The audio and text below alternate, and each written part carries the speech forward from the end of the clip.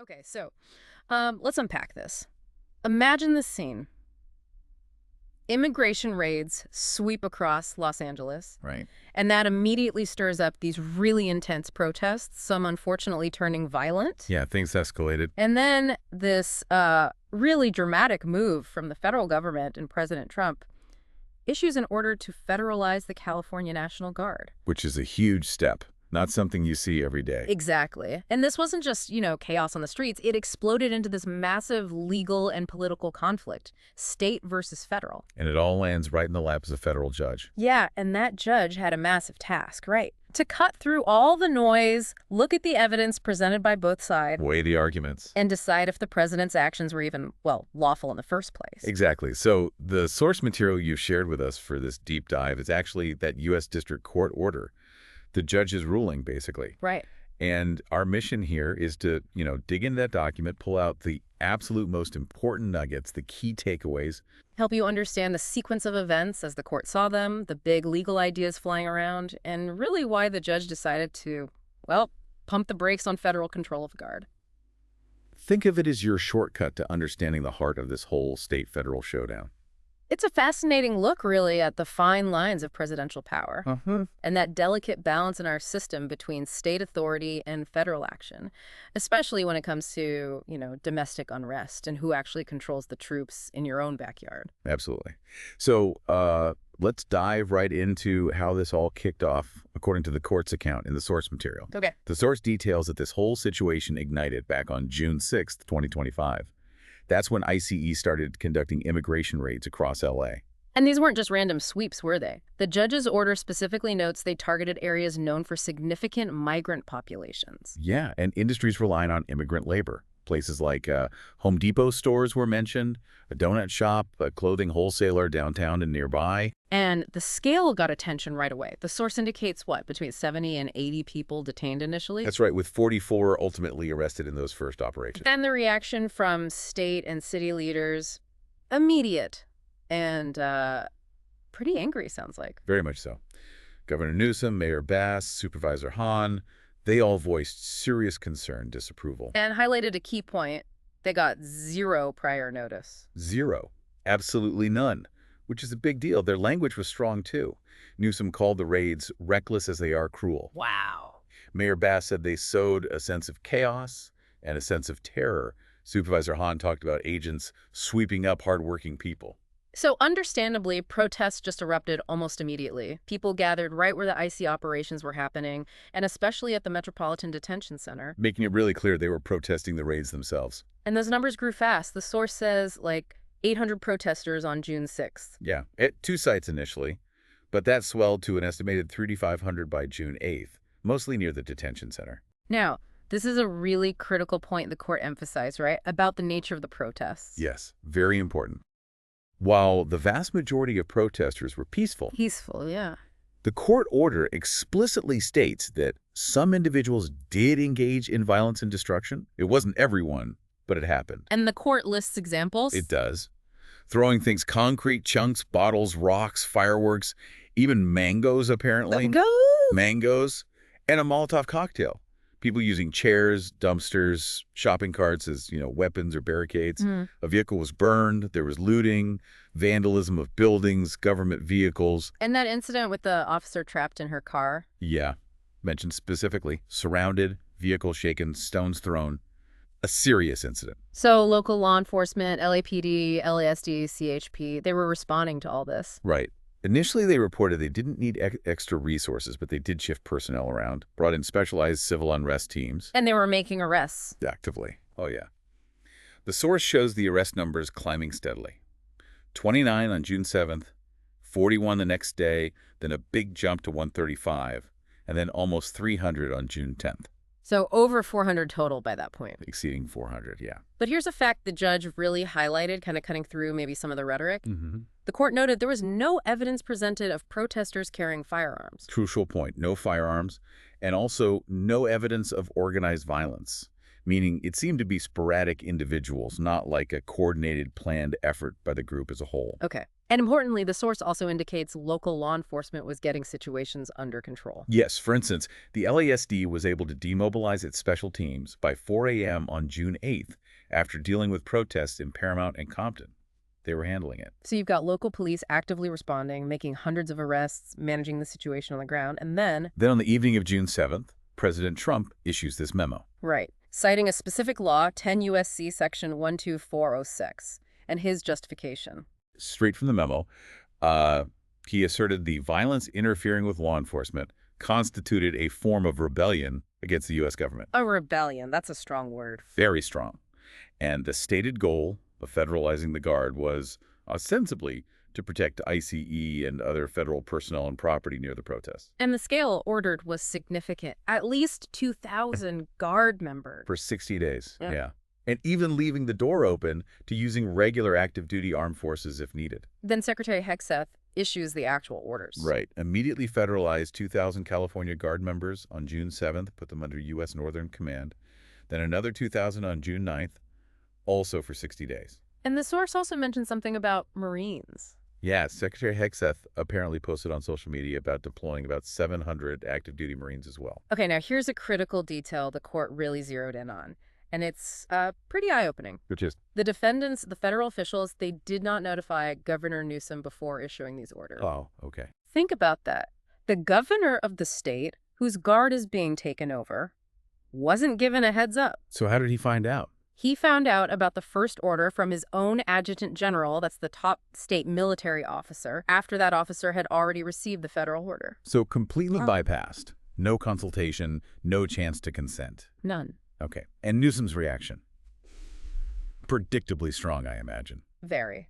His statement called it a spectacle, a serious breach of state sovereignty, and said it seemed intentionally designed to inflame the situation. Inflame. That's a key word there. He also sent a letter to Secretary Hegseth arguing state and local resources were actually sufficient. Bringing in federal troops risked escalation, and he formally asked them to rescind the order. And when the federalized Guard troops actually arrived in L.A. on June 8th, The source highlights their exact role, their specific orders seemed unclear, sparked concerns about their equipment, their training for this kind of domestic situation. right, it's very different from deploying overseas. And maybe most significantly, the court order itself includes this observation from the judge, What did the judge note? that the presence of the National Guard seemed to only inflame the protesters further. Wow. The judge actually said that. Yes, and pointed out it seemed to correlate with increased protest numbers and a rise in arrests after the federal troops were deployed. That's a powerful finding right there from the bench. Undercuts the whole rationale, potentially. So you have this unprecedented federal intervention, no consultation with the state, federalizing state troops, and then the court observing it arguably made things worse. That's the perfect setup for the legal fight. Exactly. And that's where Governor Newsom and the state of California filed their lawsuit in federal court against President Trump's Secretary Hegseth, the DOD. And they immediately asked for a temporary restraining order, a TRO. Right. Basically an emergency stop sign, telling the court, stop the federal government from controlling and deploying our guard right now while we sort this out. And their arguments for why the court should grant that TRO, they boil down to, what, two main legal concepts? Pretty much. First, they argued the federal actions were ultra-virus. Legal term meaning beyond their authority. Exactly. Exceeded the legal power granted by the law. And they broke this down into three specific ways the feds allegedly overstepped. Okay, what were they? One, they claimed the actual conditions required by that specific law, 10 U.S.C. section 92406, just weren't met in L.A. Right. That law has very specific triggers, doesn't it? Invasion, rebellion. Invasion or threat of it, rebellion or danger of rebellion against the U.S. itself, or the president being genuinely unable to execute federal laws using regular means. The state said none of those extreme conditions applied here. Okay, what was the second ultra-virus point? Procedural. Within that same law, section 12406, it says orders shall be issued through the governors of the states. The notification issue again. Exactly. The state argued the feds completely blew past this. Finding out secondhand isn't through the governor. Makes sense. And the third? The Posse Comitatus Act. That's the crucial law keeping the military out of civilian law enforcement. Right. Deploying armed troops, even federalized guard, to handle protests, potentially assist with arrests. The state claimed that crossed this critical line. Okay, so that's the ultra-virus argument. Yeah. What was this second main claim? the 10th Amendment, the constitutional amendment reserving powers to the states. State sovereignty. Pretty much. The state argued that unlawfully federalizing their guard stomped all over the governor's role as commander-in-chief of the state militia and violated California's sovereign right to control its own guard, especially for tasks like handling domestic unrest, which is like a classic state police power. Okay, so strong arguments from the state. Yeah. How did the federal defendants fight back in court? Well, they pushed back hard, naturally. First off, they argued the president's decision under Section 12406, that's a political question. Well, meaning, basically, the courts shouldn't even review it. It's the president's discretion, his judgment call, like in that old case, Martin v. Mott, not something for judges to second guess. Okay, stay out of it. What else? second, they insisted the conditions were met. They claimed there was a rebellion, or at least danger of one, and that the protests were interfering so much the president was unable to execute immigration laws effectively. So, a direct contradiction to the state's view of the facts on the ground. Completely. Third, on the procedure, the through the governor thing, they argued they did follow it. How? By literally typing through the governor at the top of the orders and sending them to the adjutant general. They claimed that technical step was enough. Sounds a bit thin. The judge would have thoughts on that later. And finally, they argued posse comitatus wasn't violated because the guard was only doing supportive stuff protecting federal property, personnel, which they claimed is allowed. And the 10th Amendment claim. Invalid, they argued, if their action under Section 12406 was lawful in the first place. It all hinged on the legality of that initial federalization order. So, you see the total clash. State says you broke the law, violated our rights. Feds say, no, we followed the law, and courts can't even question us. And the judge's job for this emergency TRO was to quickly assess who seemed more likely to be right on the law. Right. Likelihood of success. Whether the state would suffer major irreparable harm if the order wasn't issued right away, and where the public interest and basic fairness, the balance of equities, seemed to lie. Okay, let's really get into the judge's reasoning now. This is where the deep dive into the source material gets really interesting, explaining why the court ruled the way it did. Absolutely. First up, the judge tackled that political question argument head on. Flatly rejected it. The judge said the court absolutely can review whether the actual factual conditions required by the statute, Section 12406, were met. So not hands off. Not at all. The judge explained that interpreting statutes, figuring out what a law means, and if actions fit that meaning, that's like the core job of the courts.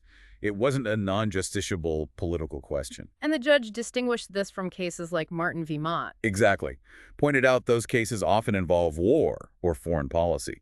This case is about the domestic use of military force, where judges do have a role, especially when interpreting a specific law Congress wrote, like Section 12406. So the court accepted the facts presented, but would decide if they met the legal standard in the statute. Precisely.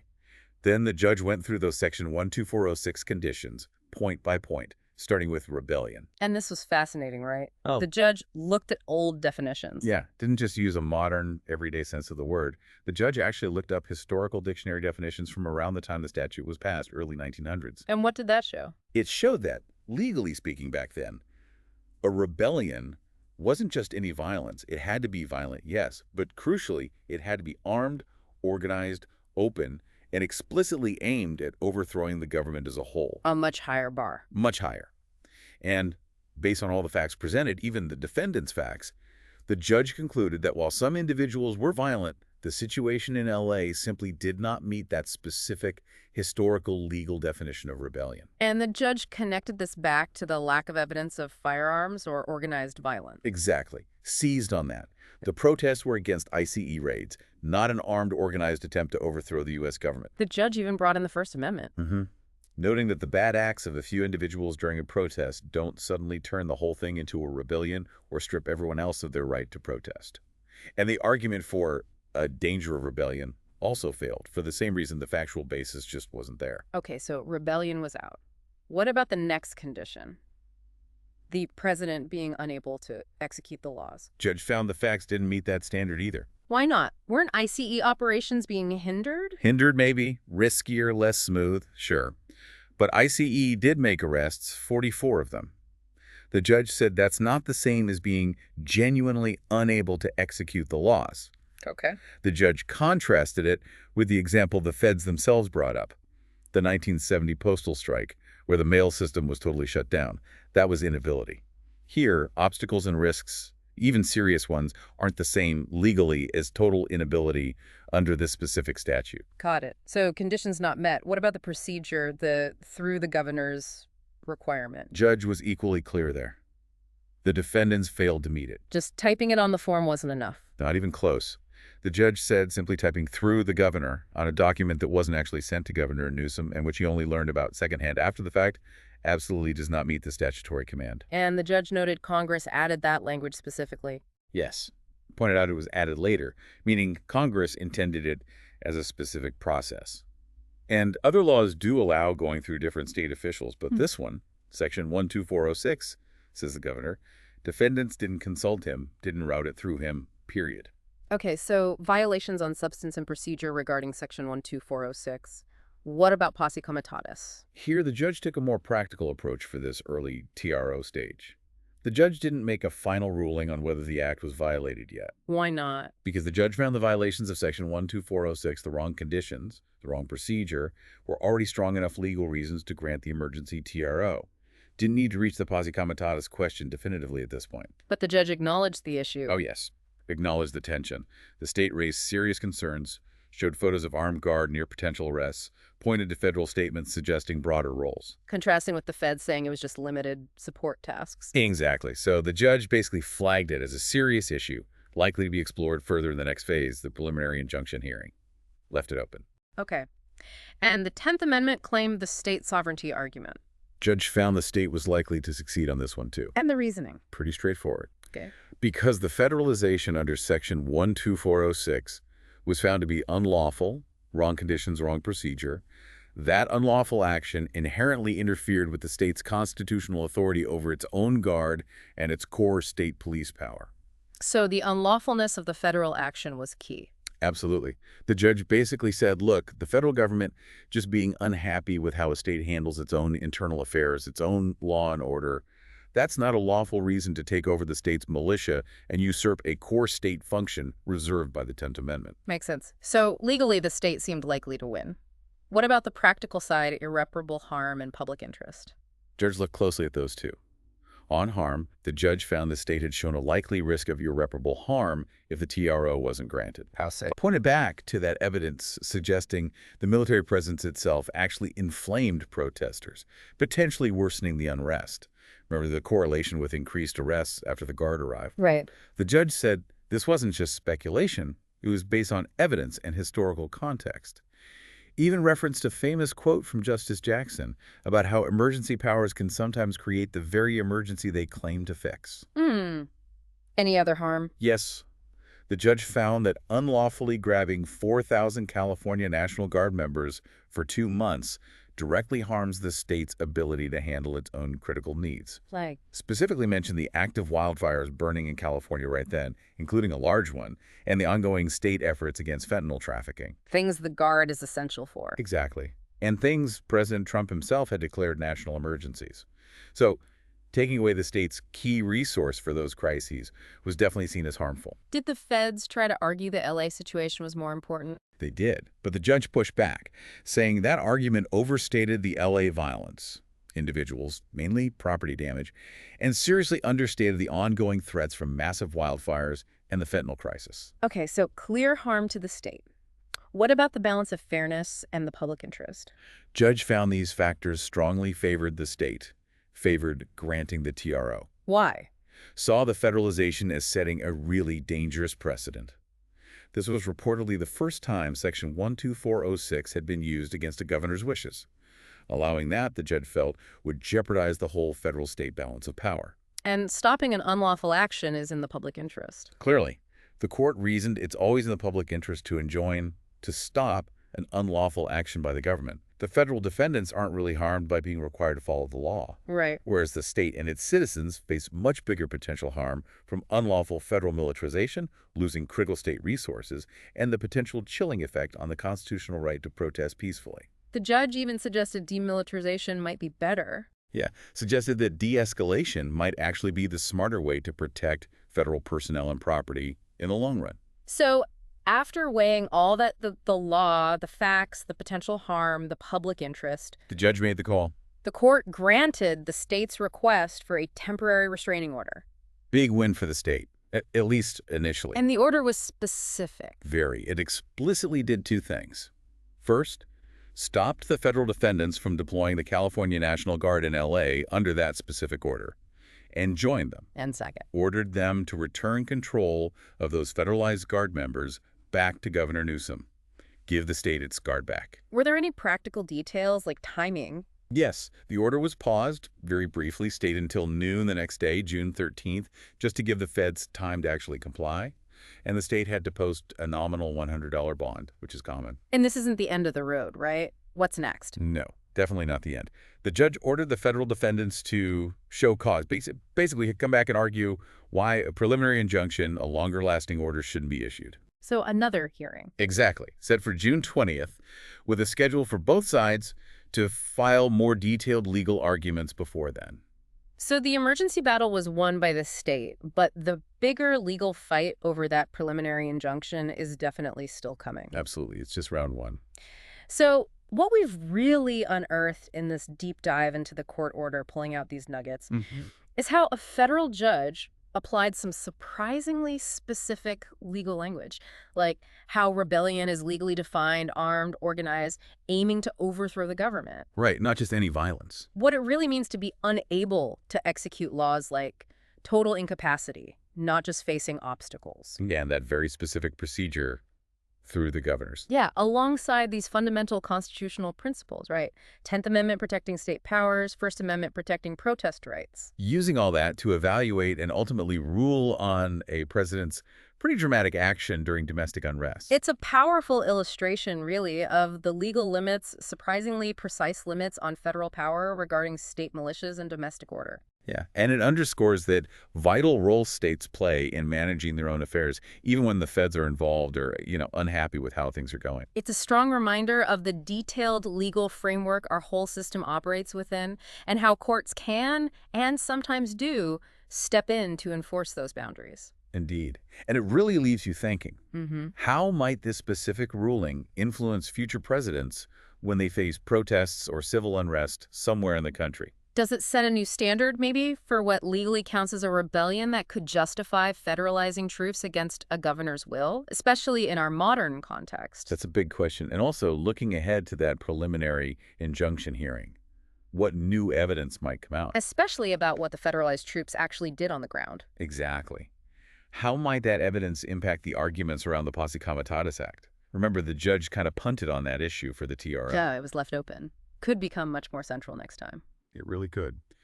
So yeah, some really big questions to ponder as this significant legal challenge continues to unfold.